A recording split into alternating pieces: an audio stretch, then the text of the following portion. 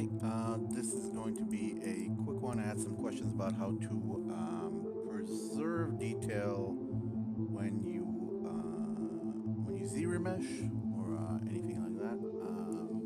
Just for the purpose of this demonstration, I'll be using the dog that comes from or with ZBrush.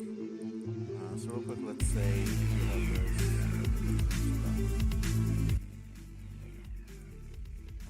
you have this beautiful model that you worked on. We're going to just do, I don't know, some kind of details. So I'm going to subdivide it a couple of times. And let's say you were having some sort of detail work.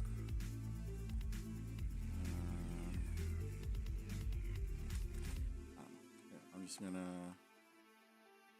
just show a little bit of detail. Just a little bit of detail. Just something random. Okay? Doesn't really matter all that much, but I just want to show. Yes. Just want to show some sort of detail. Okay? So you have some sort of detail here that you might lose on the.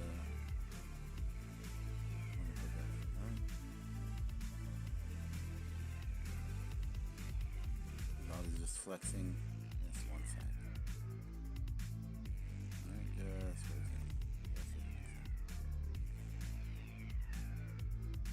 Let's say a tattoo that said the brush. Oof. Don't judge my handwriting. Okay, there you go. There, perfect. So, let me just real quick, let me just delete lower, okay? This is our geometry.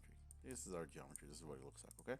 So, say you were not happy with the topology or whatever, and you wanted to project it, or rather to ZRemesh it to get, like, let's say this is too high poly, you want to get something a little bit lower. So first thing that you would do is duplicate, right here. Subtools, duplicate, okay? So we have both of them. One is going to be dog1. Try to remember if you need to rename them to preserve that, not get lost. That might be a good idea. So let's rename this new one to Dog ZRemeshed, like that. And now I will go to geometry.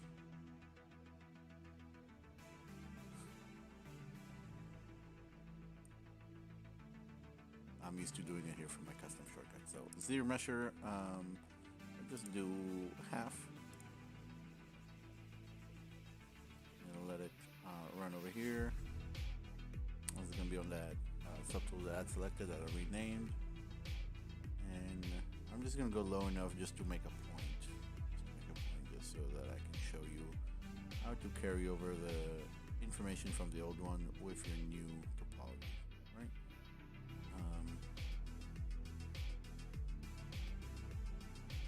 You notice that if you ZRemesh and do lower resolution, you start losing some of that information. Okay, so let's do it again. So you notice that now it has less of them, but also less detail. So we'll do it again, just on half. That's fine. It'll be a little bit faster because it has less points to work with and calculate.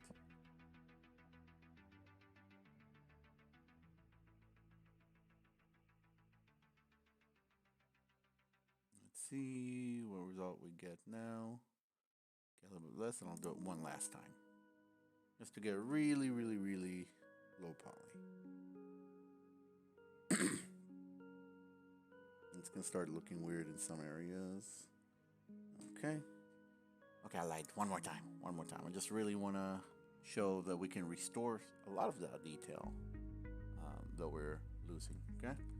So notice now it looks very pixelated. We barely have any of that detail left. I can even go lower. See, like all that detail is practically lost. We know that there was some detail there, but it's gone. Okay. So we still have our original mesh, right, with all that detail. Yeah. But because of the smoothing, we just lose detail everywhere. So what we can do is make sure both of these are visible. I'm going to be on solo for a second just so that we can focus on this one. So what we're going to do is, notice all these details that we lost. Now that I have this new topology that is a lot, let's say, cleaner compared to what we have before. Okay.